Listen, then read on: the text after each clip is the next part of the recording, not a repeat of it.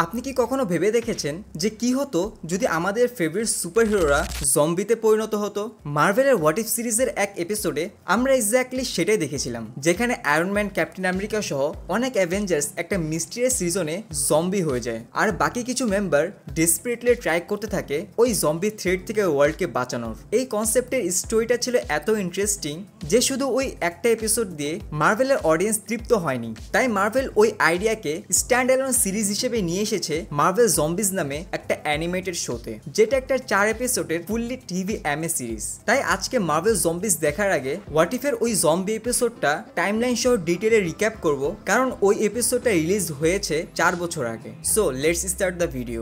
মার্ভেলের এই অল্টারনেট ইউনিভার্সের স্টোরিতে আমরা দেখি ইনফিনিটি ওয়ারের টাইমলাইনে ব্রুস ব্যানার থ্যানোসের কাছে মার খাওয়ার পর নিউ ইয়র্কে ক্র্যাশ করে, কিন্তু সেখানে ব্রুস কাউকে পায় না। তখন হঠাৎ কাল অবসিডিয়ান আর ইবনি ম আসে ইনফিনিটি ওয়ারের মতো আর্থকে ইনভেড করার জন্য, কিন্তু তখনই আয়রন ম্যান, ডক্টর স্ট্রেঞ্জ আর ওয়াং এসে তাদের উপর অ্যাটাক করে এন্ড এক পর্যায়ে তাদের খাওয়া শুরু করে। এটা দেখে ব্রুসের বুঝতে বাকি নেই যে এখানে অবস্থা স্বাভাবিক না, এন্ড তারা ব্রুসের উপর অ্যাটাক করার জন্য এগোতে থাকে। তখনই স্পাইডারম্যান এন্ড ওয়াস্প মিলে ব্রুসকে বাঁচায়। আসলে এই ইউনিভার্সে হ্যাংক পিম যখন কোয়ান্টাম রিয়েলমে তার লং লস্ট ওয়াইফকে খুঁজতে থাকে, যেমনটা আমরা অ্যান্টম্যান এন্ড দ্য ওয়াস্পের মধ্যে দেখেছিলাম, কিন্তু এই ইউনিভার্সে জ্যানেট ভ্যান ডাইন কোনো কোয়ান্টাম ভাইরাসের কারণে ইনফেক্টেড জম্বি হয়ে যায় এন্ড সে হ্যাংক পিমের উপর অ্যাটাক করে তাকেও জম্বি বানিয়ে ফেলে। এরপরে তারা রিয়েল ওয়ার্ল্ডে এসে অ্যাভেঞ্জার্স সহ সবাইকে ইনফেক্টেড বানিয়ে ফেলে, ফলে পুরো পৃথিবীতে এই ভাইরাস ছড়িয়ে পড়ে। অন্যদিকে স্পাইডারম্যান জম্বি অ্যাপোক্যালিপসকে ব্রুসের কাছে ডকুমেন্টারি স্টাইলে এক্সপ্লেইন করে এন্ড আমরা এটাও জানতে পারি এই তিনজন বাদে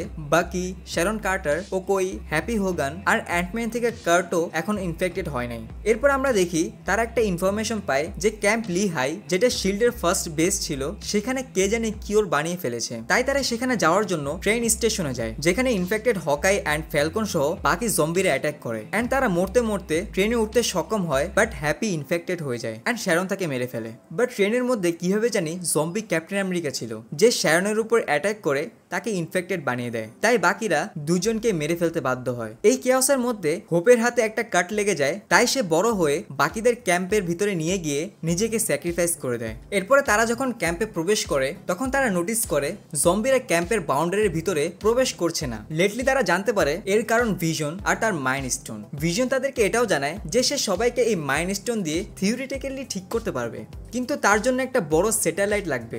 এন্ড তার এক্সাম্পল হিসেবে স্কটল্যান্ড এর হেডকে দেখায়, যেটা একটা জারে বন্দি এন্ড সে অ্যালাইভ আছে। এদিকে বাকি ক্যাম্পের ভিতরে গিয়ে জম্বি ওয়ান্ডাকে একটা গ্লাসের মধ্যে বন্দি দেখে, যে ওভার পাওয়ারফুল হওয়ার কারণে ভিশন চাইলেও তাকে ঠিক করতে পারবে না। আর এর পাশে টিচালাকে ভিশন বেঁধে রেখেছে ওয়ান্ডাকে ফিট করার জন্য। এরপরে বাকি টিচালাকে নিয়ে বের হয় এন্ড ওয়ান্ডা প্রিজন ব্রেক করে এন্ড কিছুক্ষণ ভিশন এবং বাকিদের মাঝে ফাইট হওয়ার পরে ভিশন নিজেকে স্যাক্রিফাইস করে মাইন্ড স্টোন ব্রুসকে দিয়ে দেয় এন্ড তারা কোনোভাবে পালানো ট্রাই করে। তখন ওয়ান্ডা আর জম্বি তাদের উপর অ্যাটাক করার জন্য আসে। এটা দেখে ব্রুস হাল্ক হয়ে ওয়ান্ডার সাথে ফাইট করার জন্য যায়। এদিকে পিটার, টিচালা এন্ড স্কটল্যান্ড একটা জেটে বসে ওয়াকান্ডার দিকে রওনা হয়, কারণ কিওর বানানোর জন্য এর চেয়ে অ্যাডভান্স জায়গা আর নেই। কিন্তু আমরা পরের সিনে দেখি ওয়াকান্ডা অলরেডি ইনফেক্টেড হয়ে গিয়েছে এন্ড সেখানে আছে জম্বি থ্যানোস, যার কাছে আছে 5টা ইনফিনিটি স্টোন এন্ড এই ক্লিফ হ্যাঙ্গার দিয়ে এপিসোডটা শেষ করা হয়। সো এই ছিল হোয়াট ইফ এর জম্বি এপিসোডের পুরো রিক্যাপ। মার্ভেল ফ্যান্সের কাছে এটা ছিল একটা কমপ্লিটলি হরর থ্রিলার ভাইব, তাই মার্ভেল ডিসাইড করে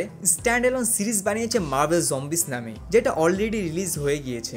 যদি এই এপিসোডের রেসপন্স ভালো আসে তাহলে আমি ওই 4 এপিসোডের রিক্যাপ করব। সো দেখা হবে নতুন ভিডিওতে নতুন টপিক নিয়ে। ততক্ষণ পর্যন্ত ভালো থাকবেন, সুস্থ থাকবেন, বাই।